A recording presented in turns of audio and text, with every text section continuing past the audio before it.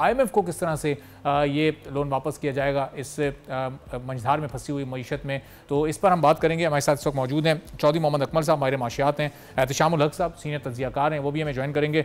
चौधरी साहब, हम देख रहे हैं कि अब जो बैनुल अक़वामी मीडिया है, जो बड़े बड़े अखबार जरीदे और जो इंटरनेशनल मीडिया, उसकी पूरी नज़रें इस वक्त पाकिस्तान की इकॉनमी पर हैं। पाकिस्तान की इकॉनमी ने इस मुश्किल हालात से कैसे ग्रो करना है, ये IMF के प्रोग्राम की सूरत में एक ब्रीदिंग स्पेस तो हमें मिल रहा है, लेकिन जो बड़ी इस्लाहात हमें करनी है, करप्शन को लेकर, बहुत सारी लीकेजेस हैं उसको लेकर, बैड गवर्नेंस को लेकर, तो उनकी अब कितनी ज़रूरत है इस वक्त?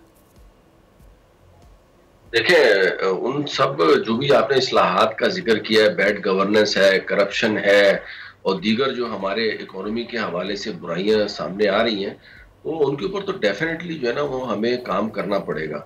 इसके साथ साथ जो माली बुहरान जो है हमारी, जैसे स्टेट ओन्ड इंटरप्राइजेस के लॉसेस आपके सामने हैं। PIA का जो है ना वो 2023 में तकरीबन 75 अरब रुपए का खसारा था। इसी तरीके से IPPs के साथ जो है अननेचुरल किस्म के कॉन्ट्रैक्ट्स किए हुए हैं, जिसकी कॉस्ट जो है वो हमारी इकोनॉमी उठाने की पोजीशन में बिल्कुल ही नहीं है।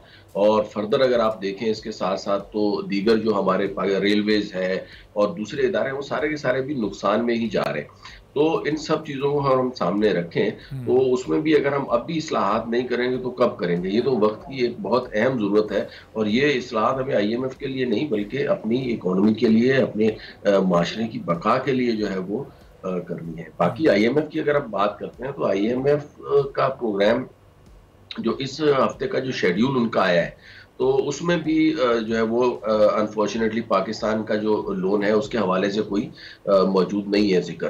तो इसका मतलब ये है कि अभी तक IMF के साथ जो मुज़ाकरात हैं, जो उन्होंने 12 अरब डॉलर के री-रोल और गारंटियाँ मांगी थी चाइना, सऊदी अरब और UAE से, उनमें मुकम्मल तौर के ऊपर कामयाबी हासिल नहीं हुई है। अगर से इतलात ये हैं कि उसमें काफ़ी हद तक जो है वो बात हो चुकी है, तो लग तो ये रहा है कि सितंबर में यहाँ से पॉजिटिव सिग्नल्स आना शुरू हो जाएंगे, IMF का लोन भी जो है वो अप्रूव हो जाएगा, तो उसके बाद चीजें मजीद आपको बेहतरी की तरफ जाती हुई नजर आएंगी। इस साल रवां साल पाकिस्तान को कर्ज की मद में 18,700 अरब रुपए अदा करने हैं।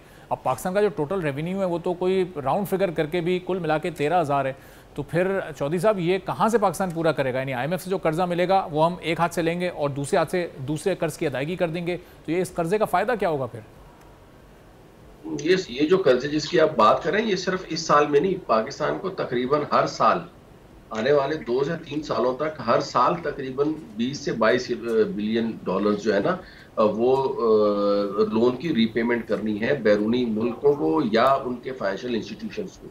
यही वजह है कि अगर आप देखें तो हमारे जो जो फॉरेन रिजर्व्स हैं वो खातिर ख्वाह में इजाफा नहीं हो रहा, अभी भी 9 बिलियन डॉलर के ऊपर पड़े हुए, और इसी वजह से आपको नजर आ रहा होगा कि डॉलर हमारे यहाँ पे 280 तक या 200 अभी 50-60 पैसे की कमी हुई है, लेकिन डॉलर भी जो है ना एक्सट्रीमली हाई के ऊपर है। यानी श्रीलंका वो मुल्क है जो कि डिफॉल्ट कर चुका था, अब रिवाइवल के ऊपर आ रहा है, तो वहां पे डॉलर 300 रुपए पे आ गया है। वहां पे इन्फ्लेशन 11% है, हमारे यहाँ पे जो है ना डॉलर 280 रुपए का है, हमारे यहाँ पे इन्फ्लेशन 11% पे है। तो हमें और श्रीलंका में इसमें भी एक सब्सक्राइब करें और बेल दबाएं ताकि कोई खबर रह न जाए।